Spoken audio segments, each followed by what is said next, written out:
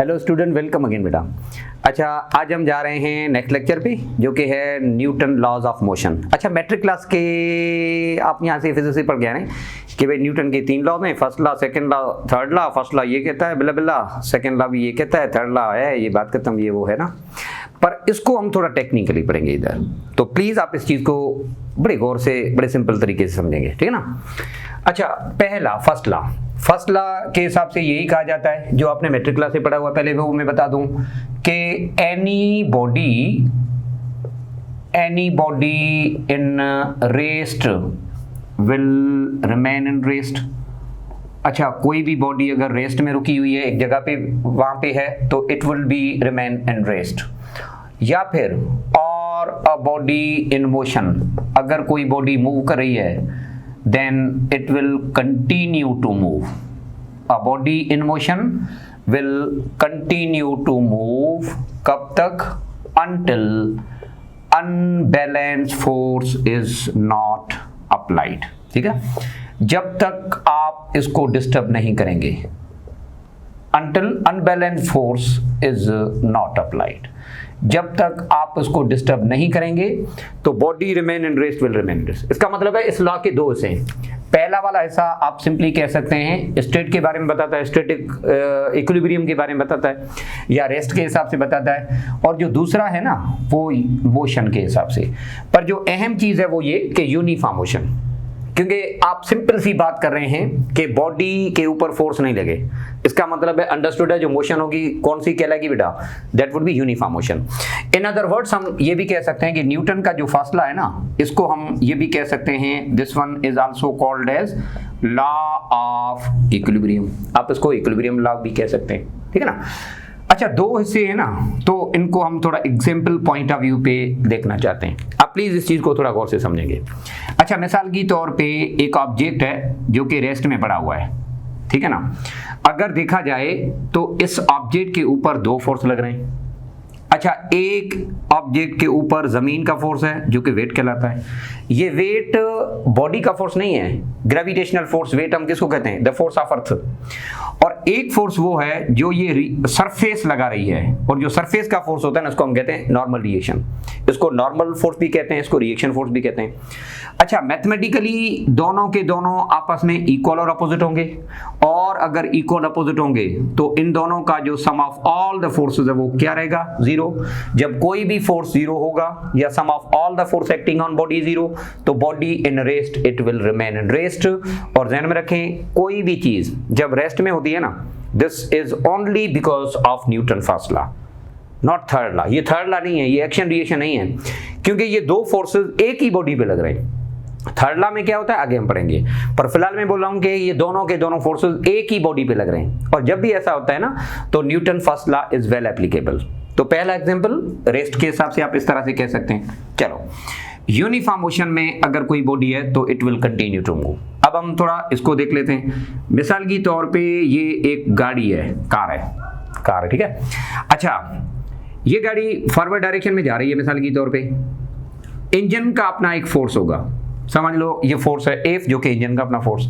अच्छा, अगर ये गाड़ी फिर भी यूनिफॉर्म मोशन में है, इंजन के फोर्स के बावजूद भी यूनिफॉर्म मोशन में है ना, इसका मतलब ये कि फ्रिक्शन जो होती है, अपोजिशन टू द मोशन होती है, फ्रिक्शन जिसको हम कहते हैं, वो इक्वल होती है और अपोजिट होती है टू द अप्लाइड फोर्स।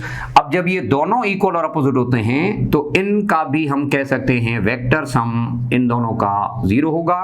तो a car in uniform motion it will continue to move जब तक आप ब्रेक नहीं लगाएंगे। जब आप ब्रेक लगाएंगे इसका मतलब है आपने फ्रिक्शन बढ़ा दी, मतलब रिटार्डेशन आपने दे दी, तो फिर जाहिर सी बात है कार में एक्सेलरेशन पैदा होगी। या अगर आपने कार में एक्सेलरेट दे दिया, थोड़ा तेज चला दी, तो उसके मुताबिक भी होगा। But if a body in uniform motion under the action of sum of all the force zero, तो हम सिंपली कह सकते हैं it will remain in the state of uniform motion. तो जब sum of all the force zero है, मतलब जब कोई भी फोर्स नहीं होगा, तो a body in rest will remain in rest और a body in motion will continue to move. तो न्यूटन का फर्स्ट लॉ आपको ये कहलाता है, पहली बात ये। अच्छा बेटा, फोर्स है क्या? एक एजेंट है जो कि बॉडी में एक्सेलरेट पैदा कर सकता है। इसका आइडिया किसने दिया? न्यूटन ने, क्योंकि इसका यूनिट भी हम न्यूटन लेते हैं उसके ऑनर के हिसाब से, उसको ऑनर देने के लिए, उसको याद करने के लिए, है ना। अब अगर आपसे पूछा जाए कि न्यूटन ने फोर्स का आइडिया कब दिया, फोर्स का formula F is equal to ma, तो आपका न्यूटन सेकंड लॉ। लेकिन अगर आपसे पूछा जाए कि आइडिया ऑफ फोर्स किस लॉ में दिया गया, तो do remember that was all about Newton first law. आप यूं भी कह सकते हैं, इसमें क्वालिटेटिव कॉन्सेप्ट, इसको हम कहते हैं ना, qualitative concept of force that was given in this law, यहां पे इसने दिया। और ये बताया कि भाई फोर्स है क्या, एजेंट है जो कि बॉडी को या तो बॉडी की स्टेट को चेंज कर देता है, अगर रेस्ट में तो रेस्ट से मोशन में आ सकती है, या फिर एटलीस्ट चेंज करने की सलाहियत रखता है। ठीक है, तो फोर्स की जो डेफिनेशन है वो न्यूटन ने F is equal to ma या सेकेंड लॉ में नहीं दिया, यहां पे दिया definition. I am not talking about magnitude या फार्मूला की बात नहीं है हमें, जो कॉन्सेप्ट है वो यहां पे दिया गया। ठीक है, अच्छा, अगर कोई बॉडी यूनिफॉर्म मोशन में है तो अपनी मोशन को जारी रखती है, क्यों? जबकि कुछ भी नहीं बचा फिर भी जा क्यों रही है? इनर्शिया की वजह से। अ body in uniform motion is because of inertia. Do remember, because of inertia जो मोशन होती है वो यूनिफॉर्म मोशन कहलाती है। उसीलिए हम इसको ऐसा भी कहते हैं, this one is also known as, ये फर्स्ट लॉ जो है ना, इसका जो दूसरा नाम है वो हम सिंपली कह सकते हैं लॉ ऑफ इनर्शिया है। अब इनर्शिया है क्या, थोड़ा समझा दूं। इनर्शिया हम किसको कहते हैं, इसके बारे में थोड़ा बात हो जाए।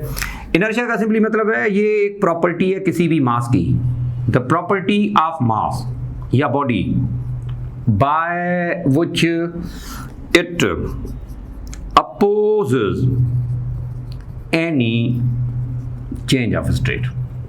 अगर कोई बॉडी रेस्ट में है ना तो रेस्ट में रहेगी, अगर कोई बॉडी यूनिफॉर्म मोशन में ना तो यूनिफॉर्म मोशन में रहती है because of its property of inertia.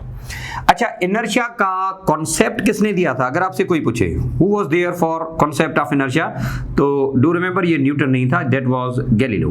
Galileo ने हमें इनर्शिया के बारे में बताया। ठीक है, इनर्शिया डिपेंड किस पे करती है? तो हम सिंपल सी बात कर सकते हैं, that depends upon the mass. Massive body possesses more inertia then we can say the lighter one। बड़ा ऑब्जेक्ट होता है जिसका मास ज्यादा होता है, उसको रोकना बड़ा मुश्किल होता है बिकॉज ऑफ इनर्शिया। ठीक है, अच्छा, तो बड़ी सादी सी बात है, न्यूटन फर्स्ट लॉ ये कहता है कि sum of all the force zero, जहां पे भी हो या जब कोई भी चीज रेस्ट में होती है या जब कोई चीज यूनिफॉर्म मोशन में होती है, do remember that is only because of Newton first law. Definition clear हो गई। इसके एमसीक्यूज या इसकी बातें बाद में हम देखते हैं। चलो ठीक है, अच्छा, एग्जैक्टली इसी तरह से न्यूटन सेकेंड लॉ। अब हम आते हैं न्यूटन का दूसरा वाला जो लॉ है वो। अच्छा, सेकेंड लॉ को हम कहते हैं लॉ ऑफ एक्सेलरेशन। यहां पे तो सीधा हम बात करेंगे एक्सेलरेशन की। एक्सेलरेशन का कॉन्सेप्ट जो है ना वो यहां से दिया गया।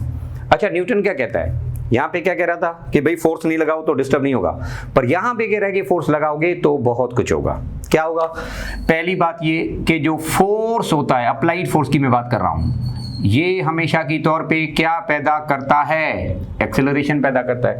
अच्छा, जब मैंने एक्सेलरेशन लिखा ना, इसका मतलब है हम सिंपली कह सकते हैं फोर्स वेलोसिटी को चेंज कर सकता है। और जब वेलोसिटी चेंज होती है तो आप ये भी कह सकते हैं जो फोर्स है वो दूसरी माने में मोमेंटम को भी चेंज कर सकता है। अगर कोई बॉडी यूनिफॉर्म मोशन से जा रही है ना, उसका मोमेंटम कांस्टेंट होगा ना, पर अगर आपने फोर्स लगा दिया तो बात अलग होगी। तो फोर्स काजेस एक्सेलरेशन, और कितना एक्सेलरेशन प्रोड्यूस करेगा? जितना फोर्स अप्लाई करोगे। तो acceleration produced in the body is directly proportional to the force. Acceleration और फोर्स हमेशा की तौर पे आपस में डायरेक्टली प्रोपोर्शनल होते हैं, पहली बात ये। अच्छा, दूसरी बात ये कि डायरेक्शन क्या होता है, क्योंकि ये दोनों वेक्टर हैं तो डायरेक्शन दोनों का एक ही होगा, मतलब ए इज अलोंग ए। जो एक्सेलरेशन प्रोड्यूस्ड होगी उसका डायरेक्शन हमेशा की तौर पे हम कह सकते हैं अप्लाइड फोर्स के अलोंग होगा। ठीक है ना? अच्छा, फिर हम इस इक्वेशन को सॉल्व करते हैं तो जनरल फार्मूला जो आपको मिलता है वो इस तरह से लिखा जाता है, F is equal to ma। ये है मैग्नीट्यूड ऑफ फोर्स। तो अगर आपसे पूछा जाए कि फोर्स का फार्मूला कौन से लॉ में दिया गया, तो सेकेंड लॉ। अच्छा, या फिर ऐसे कहा जाए कि मैग्नीट्यूड ऑफ फोर्स कहां पे दिया गया, सेकेंड लॉ। या ऐसे किया जाए कि भाई क्वांटिटेटिव मेजरमेंट ऑफ फोर्स कहां बताई गई, तो that was given in Newton second law. अच्छा, F is equal to ma में F क्या है आपका? अप्लाइड फोर्स है। या आप सिंपली कह सकते हैं ये वो फोर्स है जो कि आपने लगाया। अच्छा, एम आपका क्या है? मास है। कौन सा वाला मास? इनर्शियल मास, ओरिजिनल मास हम इसको कहते हैं। तो do remember this is the inertial mass, original mass, relativistic mass नहीं, क्योंकि according to special theory of relativity जो कि हम पढ़ेंगे आगे इंटर में, वहां पे हम पढ़ते हैं कि मास वेरी होता है। तो this law is only valid for inertial frame, मतलब ये इनर्शियल की हम बात करें, ठीक है ना। अच्छा, पहली बात ये a stand for what? Acceleration. अच्छा, मास का यूनिट क्या? किलोग्राम। दिया किसने? Do remember concept of mass was given in second law of motion by Newton. तो ये बात भी आपने नहीं भुलानी कि जो आइडिया है फोर्स का आइडिया, वो यहाँ पे अपना मास का जो आइडिया, सॉरी, जो मास का आइडिया है वो यहाँ पे दिया गया by Newton in second law. Mass है क्या? हमने पढ़ दिया है ना पहले कि amount of matter contain in a body is called as mass. तो बड़ी सादी सी डेफिनेशन, सेकंड लॉ का क्या मतलब है? एक्सेलरेशन प्रोड्यूस्ड हो। अब एक्सेलरेशन कहाँ पे प्रोड्यूस्ड होती है? जब फोर्स लगेगा। फोर्स क्या क्या कर सकता है? हम सिंपली कह सकते हैं कि भाई जो फोर्स है दैट चेंजेस मोमेंटम, ऊपर भी लिख दिया मैं, दोबारा से यहाँ पे लिख देता हूँ। या दूसरी माने में आप कह सकते हैं कि जो फोर्स है वो क्या कर सकता है? That causes impulse. Baba, impulse हम किसको कहते हैं? चेंज इन मोमेंटम को कहते हैं, जो कि हम आगे पढ़ेंगे तो पता चलेगा। अच्छा, Newton second law of motion को ऐसे भी कहा जाता है, rate of change of momentum is equal to force. बात सुनो, जहां पे भी आपको F is equal to ma दिखे ना, इट मींस आप बात कर रहे हैं Newton second law of motion की, क्योंकि rate of change of momentum आपका इस तरह से F is equal to ma ही बनेगा, ठीक है ना। तो सेकंड लॉ ऑफ मोशन आपका क्या कहता है कि भाई आप फोर्स लगाओ तो बॉडी में एक्सेलरेशन प्रोड्यूस्ड होगी, और जो डायरेक्शन ऑफ एक्सेलरेशन है that would B along the direction of your applied force. That's it, बड़ा सिंपल है। अच्छा, यूनिट की बात करें, मैंने पहले भी पढ़ा दिए, दोबारा से बता देता हूं। फोर्स का एसआई सिस्टम के मुताबिक यूनिट न्यूटन है, जो कि फार्मूला के मुताबिक kilogram metre per second square होगा। अच्छा, सीजीएस यूनिट के हिसाब से बात करें तो बनता है डाइन, जो कि ग्राम सेंटीमीटर पर सेकेंड स्क्वायर होगा। एफपीएस सिस्टम के मुताबिक चलो तो it would be in terms of pound. Libra एक ग्रीक सिंबल है जो कि यहाँ पे इस्तेमाल की जाती है, तो इसका जो यूनिट है ना वो बनता है कोई पाउंड, इस तरह से। तो बड़ा simple, the Newton second law, जहां पे भी एक्सेलरेशन है, do remember you are only talking about Newton second law. Definition हो गई, इसके एमसीक्यूज की बातें देख लेते हैं, ठीक है ना। इसी तरह से थर्ड लॉ, क्योंकि पहले ये लॉज हम डिफाइन कर लें। इसी तरह से न्यूटन थर्ड लॉ, ये तो बहरहाल आपको पता होगा, हर एक्शन का रिएक्शन होता है ना। अच्छा, आप इसको यूं भी कह सकते हैं कि भाई to every action there is an equal and opposite reaction. हर एक्शन का रिएक्शन होता है। क्या मतलब? हम देखते हैं।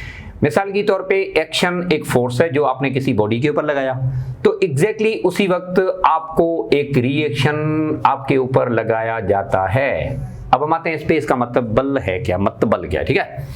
अच्छा सुनो जरा, मिसाल के तौर पे एक बॉडी है, ये रही बॉडी ए, इसने क्या किया, एक और बॉडी के ऊपर फोर्स लगाया, ठीक है।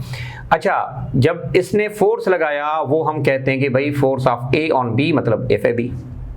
शुरुआत किसने की? ये इस शैतानगिरी की शुरुआत इसने की। शुरुआत किसने की? यहाँ पे की हुई। तो बी नहीं छोड़ेगी। बी जो बॉडी है ना वो एग्जैक्टली ए के ऊपर फोर्स लगाएगी, but in opposite direction. Magnitude of both of these two forces always remain same, पर जो direction of these two forces है ये लाजमी तौर पे अपोजिट होगा। तो ये एक्शन जो है ना वो पिक्चर वाला एक्शन नहीं है, ये फोर्स वाला एक्शन। ये एक्शन फोर्स है तो रिएक्शन मिला। अच्छा, एक्शन रिएक्शन लाजमी तौर पे इक्वल होंगे किसमें? ये जो पेयर है ना, द पेयर ऑफ फोर्सेस, इसके हिसाब से they are equal in magnitude. Magnitude के हिसाब से दोनों आपस में क्या होंगे? बराबर होंगे। पर डायरेक्शन के हिसाब से अगर बात की जाए तो they are said to be in opposite direction. अच्छा, इनका वेक्टर सम जीरो नहीं होगा, ठीक है, ये बात आप ध्यान में रखें। देयर वेक्टर सम, इनका जो रिजल्टेंट है, जो हम कह सकते हैं ना वेक्टर सम रिजल्टेंट, ये हमेशा की तौर पे क्या होता है? Non zero. क्यों होता है? ये कैंसिल नहीं होंगे आपस में, कभी कैंसिल नहीं होंगे। क्यों? Because these are acting on two different bodies in contact, दो मुख्तलिफ के बीच में लग रहा है ना, उसीलिए ये कैंसिल नहीं होते। क्या मतलब, मैं समझाता हूं, सुनो जरा। मिसाल के तौर पे अभी ये बोर्ड है ना, एक बॉडी में हूं, मेरा हाथ है, जब मैंने हिट किया तो ये शुरुआत मैंने करी, मतलब जो एक्शन फोर्स है वो मेरा था। अच्छा, जैसे मेरा हाथ इस दीवार से या इस बोर्ड से कांटेक्ट में हुआ ना, उसी कांटेक्ट के दौरान बोर्ड ने मेरे हाथ के ऊपर फोर्स लगाया। जब भी हम ऐसे ऐसे करते हैं, क्योंकि आपका फोर्स है और इंटर्न आपके लिए रिएक्शन भी है। ये एक्शन रिएक्शन कहां होते हैं, जब कांटेक्ट था। अब मेरा हाथ दूर हो गया तो उस वक्त कोई फोर्स नहीं है, ऐसा नहीं कि बोर्ड मेरे पीछे पड़ जाए कि छोड़ना नहीं है, नहीं। अच्छा, जब ये कांटेक्ट होता है ना, जब ये लगता है। दूसरी माने में, ये मैंने मिसाल जो दिया है, इसमें ए और बी दोनों ऐसे दूर जरूर रखें, पर इसका मतबल ऐसा बिल्कुल भी नहीं है। इसका मतबल ऐसे है बेटा कि ए बॉडी और बी बॉडी बिल्कुल समझ लें कि कांटेक्ट में हैं। A and B are exactly in contact. ये कांटेक्ट में होते हैं तो एक्शन रिएक्शन फोर्स आपस में शेयर होता है। तो डू रिमेंबर, इनका वेक्टर सम कभी जीरो नहीं होता, क्योंकि एक फोर्स बॉडी ए का है तो दूसरा फोर्स बॉडी बी का है।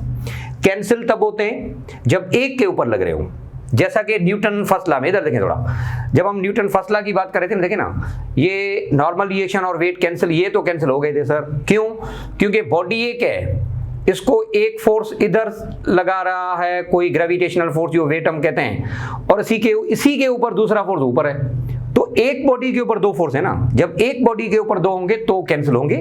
पर यहां ऐसा नहीं है, यहां पे दो मुख्तलिफ बॉडीज हैं, दो मुख्तलिफ ऑब्जेक्ट हैं, उनके ऊपर अगर फोर्स लग रहा है तो do remember they will never cancel each other, और इनका जो वेक्टर सम है ये लाजमी तौर पे जीरो नहीं होगा, ये कैंसिल नहीं होंगे बेटा।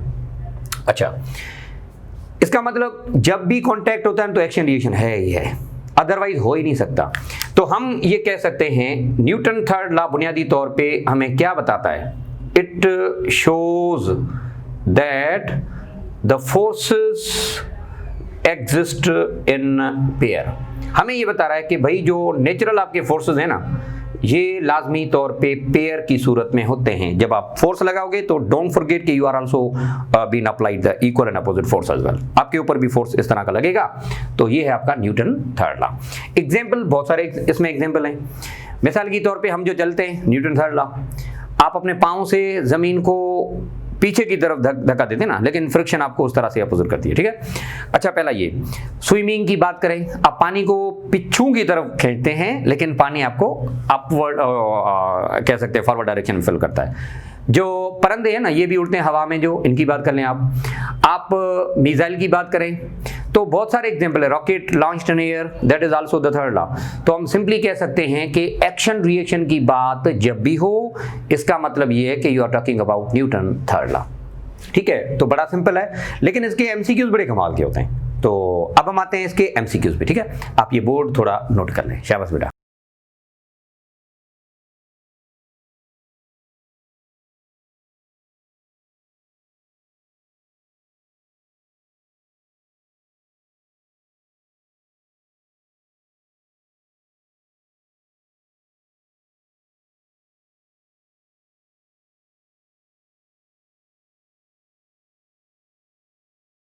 ओके बेटा, अब थोड़े बहुत एमसीक्यूज इनके कर लेते हैं, उसके बाद आगे बढ़ने, ठीक है।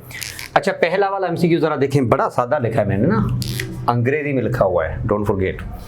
अच्छा, force of 2F can cause acceleration of 5 on a body. किसी भी बॉडी के ऊपर जब मैं ये फोर्स लगाता हूँ 2F का, पता नहीं F पता नहीं यार, अच्छा तो एक्सेलरेशन इतनी पैदा कर सकता है ना। तो ए फोर्स कितना एक्सेलरेशन प्रोड्यूस करेगा, ठीक है। अब देखें, बड़ी सादी सी डेफिनेशन, पहले वाले फोर्स की इक्वेशन लिखो, F is equal to m into a. पहला वाला फोर्स कितना है, 2F है। अच्छा, मास कितना है, मास एक m है, ऐसे समझ लो। एक्सेलरेशन कितनी प्रोड्यूस कर सकता है, 5 कर सकता है। ये रही इक्वेशन नंबर आपकी 1। अच्छा, वाला दूसरा फोर्स कितना, a फोर्स है, कौन सा मास है, उसी मास पे, मतलब m आप वही रखो। कितनी एक्सेलरेशन प्रोड्यूस करेगा ये आपसे पूछा गया है। तो पहली इक्वेशन जो है वो इनिशियल कंडीशन के लिए, दूसरी वाली इक्वेशन जो है वो फाइनल कंडीशन के लिए। अब आप क्या करें, इनका रेशियो निकालें, रेशियो से मदद हो जाएगा ना। तो आप इसमें डिवाइड 1/2 करें। अच्छा, लेफ्ट हैंड साइड के साथ डिवाइड होगी, राइट हैंड साइड के साथ डिवाइड होगी। पता है फिर क्या होगा, ये a अपना एफ कैंसिल होगा, यहाँ पे खाली बचेगा 2, m भी कैंसिल, खाली बचेगा 5/a। Have a cross multiplication, 2a is equal to 5, तो a would be equal to 2.5 metre per second square. आपका correct answer third option C बनेगा। सिंपल है। अगर ऐसे करते तो इसका दूसरा तरीका भी है क्या, कि भाई पहले फोर्स कितना था, 2F था, अब फोर्स क्या कर रहे हो, हाफ कर रहे हो। अच्छा, 2F में से F, इसका मतलब फोर्स हाफ किया ना आपने। अब न्यूटन लॉ ये कहता है कि फोर्स इज एक्सेलरेशन है और फोर्स आपस में डायरेक्ट है। अगर मैं फोर्स हाफ करूंगा तो जाहिर सी बात है एक्सेलरेशन भी हाफ होगी ना। एक्सेलरेशन पहले थी कितनी जो कि हाफ हो, पहले थी 5, हाफ हो जाएगी, कितना बनेगी 2.5। अगर ऐसे करते तो भी हो जाता आपका। तो सिंपल है, ऑप्शन सी आपका इसमें से करेक्ट होगा। ठीक है ना। अच्छा, दूसरा वाला एमसीक्यू देखें। 2 forces each of 3 Newton and 4 Newton perpendicular with each other while applied on the body। पहली बात ये कि किसी भी बॉडी के ऊपर आपने ये परपेंडिकुलर फोर्स लगाए, तो बॉडी के ऊपर कितना लगेगा, क्योंकि 2 फोर्सेस है ना, 2 परपेंडिकुलर लगा रहे हैं हम, एक 3 है दूसरा 4 है। तो हम सबसे पहले मालूम करेंगे कि बॉडी के ऊपर रिजल्टेंट फोर्स क्या बनेगा। तो सुनो जरा बेटा, whenever 2 forces are perpendicular with each other, जब 2 फोर्सेस आपस में परपेंडिकुलर होंगे तो रिजल्टेंट कैसे बनता है। आपने ये पाइथागोरस थ्योरम या रिजल्टेंट वाला कॉन्सेप्ट पढ़ा हो ना आपने। तो सबसे पहले हम बात करेंगे कि बॉडी के ऊपर रिजल्टेंट फोर्स क्या बनेगा, सबसे पहले हम ये मालूम करेंगे। अच्छा, तो resultant would be equal to radical में x² + y² या base square plus perpendicular square होगा। It would be 9 + 16 is equal to 25 और बनेगा 5 newton. The body will move with force of 5 newton. इसका मतलब है बॉडी के ऊपर 5 लगेगा, लगाए आपने बेशक 2, but body would be accelerated because of 5 Newton force. ये बात आप ध्यान में बिठा दो। तो जो एक्सेलरेशन प्रोड्यूस्ड होगी वो कौन से फोर्स की वजह से होगी, जाहिर सी बात है 5 न्यूटन की वजह से होगी। सबसे पहले हम ये मालूम करेंगे कि बॉडी के ऊपर एक्सेलरेशन प्रोड्यूस कितना होगी। एक्सेलरेशन का फार्मूला बड़ा सादा, F/m। रिजल्टेंट फोर्स बॉडी के ऊपर लगेगा 5 न्यूटन, बॉडी का अपना मास कितना अपॉन 2, तो body will be accelerated with this one. अच्छा, आगे पढ़ते हैं दोबारा से। Applied on body of 2 kilogram at rest, मतलब ये बॉडी पहले रेस्ट में थी, बाद में चल पड़ी, पहले रेस्ट में थी। इसका मतलब है इनिशियल स्पीड 0 है। Can cause the kinetic energy of body dash in 2 second.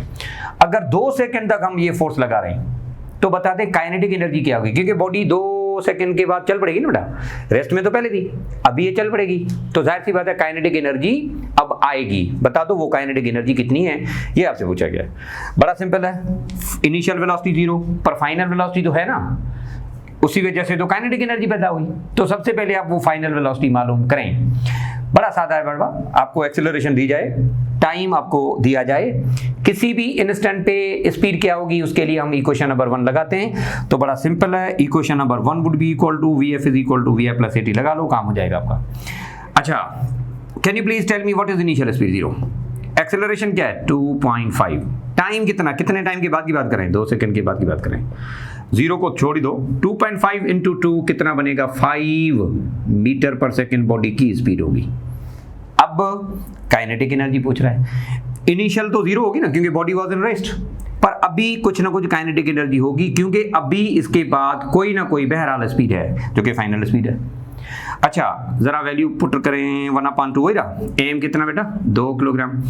अच्छा, व्हाट इज स्पीड 5 स्क्वायर, ये 2 और 2 कैंसिल होंगे, 5 स्क्वायर का मतलब है 25 जूल।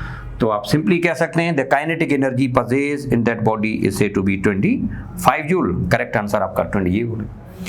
तो देखें, ये एमसीक्यूज करने का मेरा सादा मतलब ये था कि भाई जब एक्सेलरेशन की बात हो तो F is equal to m लगाना, पर अगर 2-2, 3-3, 4-4 फोर्सेस हो तो हम सबसे पहले रिजल्टेंट फोर्स निकालेंगे और उसके बाद एक्सेलरेशन हम मालूम कर सकते हैं। ठीक है, तो बड़ा simple, F is equal to ma आपका फिलहाल क्लियर हुआ।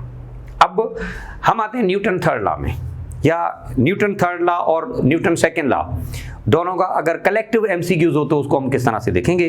तो अब हम आते हैं एक नई चीज पे। पहले ये नई चीज आप समझेंगे, उसके बाद हम इसको मजीद कंटिन्यू करेंगे। तो थोड़ा देख लो बेटा, और ये छोटा सा एक टॉपिक के तौर पे मैं समझा देता हूं। वो है मिसाल के तौर पे मल्टीपल ब्लॉक्स इन कॉन्टैक्ट। मिसाल की तौर पे मुख्तलिफ जो ब्लॉक्स हैं वो हमने कॉन्टैक्ट में रखे हैं और हमसे कुछ पूछा जाए तो हम किस तरह से लेंगे। ये एमसीक्यूज भी एक दो बार आया हूं, जब भी मैं कह रहा हूं इसको थोड़ा समझेंगे बेटा। सुनो जरा, मिसाल की तौर पे ये एक सरफेस है, इस सरफेस पे मैंने दो ब्लॉक एक साथ रखे हैं, ठीक है। एक ब्लॉक ये रहा, दूसरा वाला ब्लॉक ये। 3 भी रख सकते हैं हम, 4 भी रख सकते हैं, 5 भी रख सकते हैं। ये है M1 और ये है M2। अच्छा, फ्रिक्शन लेस सरफेस है मिसाल की तौर पे, ठीक है। मैं फोर्स अप्लाई कर रहा हूं, ए फोर्स इज अप्लाइड। अच्छा, अगर आपने फोर्स अप्लाई किया तो जाहिर सी बात है एक्सीलरेशन पैदा होगी, मतलब मूव करेंगे ना दोनों, क्योंकि दोनों रेस्ट में है। पहले अप्लाई करने से, फोर्स करने से ये आगे जाएंगे। अच्छा, ज्यादा स्पीड किस में चेंज होगी? दोनों में सेम होगी, क्योंकि speed is independent of mass. Metre per second है ना, उसमें किलोग्राम है ही नहीं, डायमेंशनली डिपेंड ही नहीं करती। एक्सेलरेशन ज्यादा किस में होगी? इंडिपेंडेंट ऑफ मास, क्योंकि एक्सेलरेशन अभी हमने न्यूटन लॉज में पढ़ी है कि डिपेंड करती है किस में, कि आपने फोर्स कितना लगाया।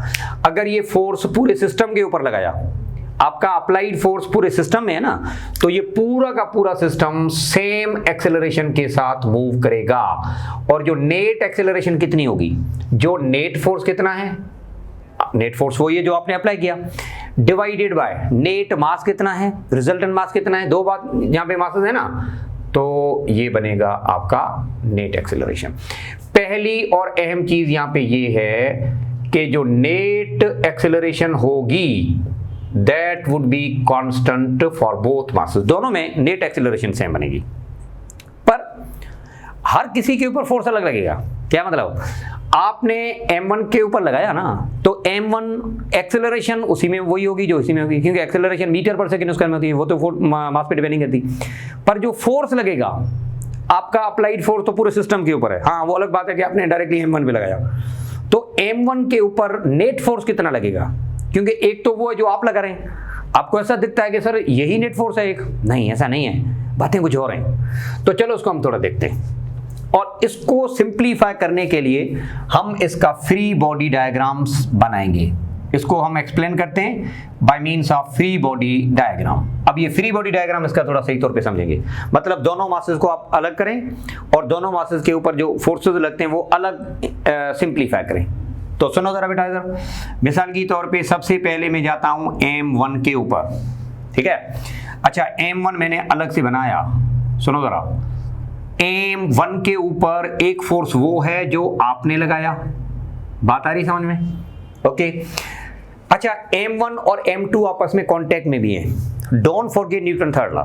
न्यूटन थर्ड लॉ क्या कहता है, जब भी बॉडीज कांटेक्ट में होती हैं, आपके धक्के देने की वजह से ये M1 M2 के ऊपर फोर्स लगाएगा ना बेटा, कांटेक्ट में जो है, जब भी तो वो डिस्प्लेस हो रहा है ना, तो उसी वक्त में M2 का फोर्स M1 पे भी होगा। डू रिमेंबर, ये इक्वल और अपोजिट फोर्स लाजमी तौर पे यहाँ पे होते हैं। तो एक्शन रिएक्शन पेयर की कहानी यहाँ पे भी है बेटा।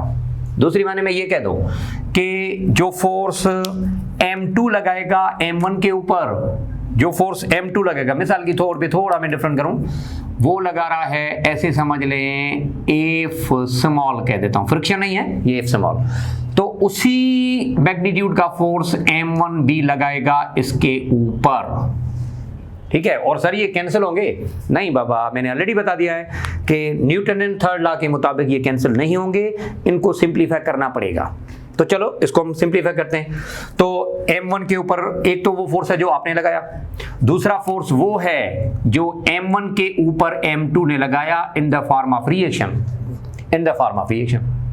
दो हो गए ना, फिर भी ये आगे की तरफ जा रहा है, मतलब फिर भी रिजल्टेंट फोर्स है। अब मुझे बता दें कि नेट फोर्स क्या बनेगा, can you tell me net force क्या बनेगा? अगर ये राइट पे जा रही है इसका मतलब है एफ बड़ा है ना, जब भी तो उसको इसकी तरफ राइट साइड की तरफ इसको डिस्प्लेस कर रहा है, तो हम ये करेंगे कि बड़े में से छोटा वाला वैल्यू माइनस करेंगे, इज इक्वल टू जो जवाब आया that would be the force applied या नेट फोर्स ऑन M1 के ऊपर जो नेट फोर्स है ना वो ये लगेगा। मैं दोबारा से समझा दूं, सीधा साधा आपको जो दिखता है वो फोर्स एक है जो कि मैंने लगाया, पर इंटरनली ये ब्लॉक का आपस में कांटेक्ट में थे, तो उनके बीच में एक्शन रिएक्शन की कहानी है। डोंट फॉरगेट, वो कैंसिल नहीं होंगे, क्योंकि एक्शन रिएक्शन पेयर कभी कैंसिल नहीं होता, उनको सिंप्लीफाई करना बड़ा लाजमी होता है। जब भी मैंने इनको सिंप्लीफाई किया, बात खत्म। अच्छा, यही कहानी आप M2 भी इस्तेमाल कर सकते हैं। जरा देखें M2, सुनो जरा, ये रहा आपका M2। अच्छा, M2 के ऊपर कितने फोर्स लग रहे हैं? एक ही फोर्स है यार। कौन सा वाला? जो M1 लगा रहा है वही है। सर वो हमारा फोर्स कहाँ गया? आपका फोर्स तो यहां तक था ना, वो रिएक्शन या एक्शन की सूरत में आगे ट्रांसफर हुआ, वो अलग बात है, और वो तो ट्रांसफर हुआ मैंने लगा दिया इसमें। अभी होगा कितना, लाजमी नहीं है कि वही हो जो आपने लगाया, है ना। अच्छा, और ये जा कहाँ रहा है? राइट में, तो नेट फोर्स यहाँ पे एक ही होगा, that would be F is equal to ma, तो इसके ऊपर ये रहा। अगर तीसरा ब्लॉक होता, थोड़ी देर के लिए समझ लें कि हमने तीसरा ब्लॉक दी रखा है, एक मिसाल लेते हैं, ये रहा तीसरा ब्लॉक M3, तो फिर क्या होता पता है? फिर M2 M3 के ऊपर एक्शन लगाएगा, तो इन टर्न वो भी रिएक्शन लगाएगा, फिर M2 के ऊपर इधर भी एक फोर्स बनेगा, रिएक्शन जो उसका होता है। तो इसी तरह से आप सिंप्लीफाइड चीजों को मजीद कर सकते हैं। ये मैंने एक छोटी सी कहानी, छोटा सा एग्जांपल लिया है जो कि इस मासेस के हिसाब से।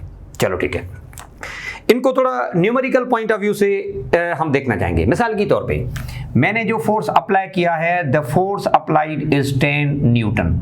थोड़ा ये समझेंगे ना, कितना फोर्स बेटा, ये MCQ है। मिसाल के तौर पे 10 न्यूटन का फोर्स मैंने लगाया। जो मासेस हैं वो कौन सी? एक है 2 किलोग्राम का और दूसरा है 3 kg। तो सबसे पहले बता देंगे सिस्टम की एक्सेलरेशन क्या बनेगी। बड़ा सिंपल है, acceleration is equal to net force कितना, 10, 2 + 3, 10/5, नेट एक्सेलरेशन जो पैदा होगी दैट वुड बी 2 मीटर/सेकंड²। ये बनी बात आई समझ में? आप इस तरह से कह सकते हैं। अच्छा, दूसरा बता देंगे भाई, इस पहले वाले ब्लॉक के ऊपर नेट फोर्स कितना होगा। आप डायरेक्टली भी मालूम कर सकते हैं, क्योंकि आपने एक बार एक्सेलरेशन मालूम कर दी तो F is equal to ma लगा दो, इसके ऊपर काम हो जाएगा। डायरेक्टली लगा दें, what is the force acting on M1, M1 के ऊपर फोर्स कितना लगेगा। बड़ा सिंपल है, F is equal to ma, क्योंकि नेट फोर्स यही है ना, नेट फोर्स M1 है ना बेटा, है। अच्छा, तो M1 आपका मास है 2, एक्सेलरेशन है आपका 2, 2 × 2 = 4, the force acting on this would be 4 Newton. भला M2 के ऊपर फोर्स कितना लगेगा वो भी मालूम किया जा सकता है, यहां पे भला कर लेते हैं। F2 के ऊपर फोर्स जो लगेगा उसके लिए ये है कि F2 is equal to M2a, और नीचे मैंने लिख भी दिया है कि F2 के ऊपर जो फोर्स, M2 के ऊपर फोर्स लगेगा दैट वुड बी M2a, है ना। तो बड़ा सिंपल है बेटा, इसमें वैल्यू पुट करनी है आपने। अच्छा, 3 आपका वही रहा, एक्सेलरेशन 2 है, 3 × 2 = 6 न्यूटन, तो आपने लगाया कितना था, 10 न्यूटन। आपका जो 10 न्यूटन फोर्स है वो किसी एक के ऊपर नहीं लगा, सिस्टम में मौजूद मासेस में ये डिस्ट्रीब्यूट हो गया। डिस्ट्रीब्यूशन की हम इस तरह से बात करते हैं। तो ये है एक सिंपल सी कहानी, whenever multiple blocks are in contact with each other. अगर ये 3 होते तो सर हम क्या करते, 3 के लिए अगर हम बात करें तो हम किस तरह से बात करते, थोड़ा एक 3 ब्लॉक के लिए भी हो जाए। 3 ब्लॉक रखते हैं तो क्या होगा, बड़ा सिंपल है, देखें जरा। अच्छा, ये एक ब्लॉक, ये दूसरा वाला और ये तीसरा वाला। अच्छा, ये M1 मास है, ये M2 मास है, ये M3 मास है। आपने फोर्स लगाया जो भी, ये रहा, वो आपने डायरेक्टली M1 पे लगाया, पर ये तीनों को डिस्प्लेस करेगा, तीनों को एक्सेलरेट करेगा टू द राइट। जो नेट एक्सेलरेशन होगी सब में सेम होगी, क्योंकि पूरा सिस्टम जा रहा है ना बेटा। और जो नेट एक्सेलरेशन होगी that would B net force, ये आपका, डिवाइडेड बाय नेट मास, मतलब जो भी टोटल सिस्टम का मास है वो, ये नेट एक्सेलरेशन होगी। अच्छा, अगर एक्सेलरेशन मिल जाए ना तो बता दो हर किसी के ऊपर फोर्स कितना लगेगा। M1 के ऊपर कितना लगेगा, बड़ा सिंपल है, F1 is equal to M1a। ये क्या है, नेट फोर्स है। भला M2 के ऊपर कितना लगेगा, F2 is equal to M2a लगेगा। अच्छा, M3 के ऊपर क्या लगेगा, F3 is equal to M3a। तीनों को प्लस करो, आपका नेट फोर्स मिलेगा। पहली बात ये। लेकिन अगर ये आपका दमागा दही कर जाए कि ऐसा नहीं पूछ रहा कि नेट फोर्स इसके ऊपर कितना है, इसके ऊपर कितना है, इसके ऊपर कितना, ये तो हो गया। पर ये पूछे कि what is the force applied bye M2 on M1, जरा ये मालूम करके दो, फिर बताए क्या होगा, सॉल्व करना पड़ेगा। तो इसको हम जाएंगे फ्री बॉडी डायग्राम में, इसका भी फ्री बॉडी डायग्राम बनेगा। क्या होता है, कैसे होता है, जरा देखें। अच्छा बेटा, पहले M1, can you please tell me M1 के ऊपर टोटल फोर्सेस कितने लग रहे हैं? अच्छा, एक वो जो आप लगा रहे हो, एक वो जो आप लगा रहे हो, और एक वो है जो M2 लगा रहा है। सर M2 तो नहीं लगा रहा, लगा रहा है ना, क्यों? क्योंकि ये फोर्स इसका अगर एक्शन फोर्स होगा तो रद्द-ए-अमल इसका होगा, होना है, होता है, ठीक है। इसी तरह से आप सिंपली कह सकते हैं रिजल्टेंट क्या बनेगा, वही बात हुई, बड़े में से छोटा वाला वैल्यू माइनस करें तो आपको रिजल्टेंट मिलेगा। रिजल्टेंट M1 होगा, M1A होगा ना, तो उसका मतलब है आपको यहां से पता चल जाएगा। F1 क्या है, वो फोर्स है जो M2 M1 के ऊपर लगा रहा है। चलो, अगर ये MCQs आ जाए, what is the force acting on M2 by M1, M2 के ऊपर M1 कितना लगेगा? एग्जैक्टली फिर भी जवाब वही है, क्योंकि जो M1 का फोर्स M2 पे होगा एक्शन फोर्स, उतना उसका रद्द-ए-अमल या रिएक्शन फोर्स होगा। आप यहां से मालूम कर सकते हैं, ठीक है ना। अच्छा, ये एक बात। अब हम फ्री बॉडी डायग्राम M2 का बना लेते हैं। M2 के ऊपर आते हैं, जरा देखें। M2 का फ्री बॉडी डायग्राम मैंने बनाना है थोड़ा बड़ा वाला, ये रहा भाई, ओके। अच्छा, M2 के ऊपर कितने फोर्स लग रहे हैं? कुल 2 लग रहे हैं। एक कहां से? M1 का, F1, और दूसरा कौन सा? M3 का, क्योंकि M3 और M2 भी कांटेक्ट में हैं, तो ये इसको धक्का देगा एज एन एक्शन, तो इंटर्न बदला लेगा ये भी, है ना। अच्छा, तो दूसरा वाला फोर्स कौन सा बेटा? F2। बॉडी जा कहां नहीं है? राइट में, तो एक्सेलरेशन आपकी पैदा होगी कि नहीं? बिल्कुल हो रही है, जो कि आपने ऊपर भी लिख दिया है। अभी बड़े में से छोटा वैल्यू माइनस करें, बड़ा वाला कौन सा है? F1, पक्की बात है बड़ा वाला फोर्स है। F2 ये वाला। रिजल्टेंट फोर्स कौन सा है जिसके साथ ये जा रहा होगा? That would B M2A। F1 आपने अगर ऊपर से मालूम कर दिया तो F2 आप यहां से मालूम कर सकते हैं, बड़ा सादा है। तो अगर पूछे कि what is the force applied bye M3 on M2, मतलब ये F2 पूछ रहा है, एक्शन, तो हो गया। लेकिन अगर पूछता कि M2 का M, वही बात होती फिर। तो देखें ना यार, एक्शन रिएक्शन की कहानी कांटेक्ट में होती है। Whenever multiple blocks are placed in contact, तो the force applied by one on another is taking an as an action. तो जो बराबर वाला है वो उसके ऊपर भी नहीं छोड़ेगा, उसको पंगा लेगा, और जो पंगा लेता है उसको हम कहते हैं रिएक्शन। तो यूं आपके Newton laws of motion complete हो गए, ठीक है। तो न्यूटन लॉज ऑफ मोशन को अंडर एस्टिमेट नहीं कीजिएगा। इस तरह की बातें, इस तरह के MCQs आपसे पूछे जा सकते हैं, ठीक है। So thank you very much बेटा। कमिंग लेक्चर में हम नेक्स्ट में आएंगे। स्टे ब्लेस्ड, खुश रहें।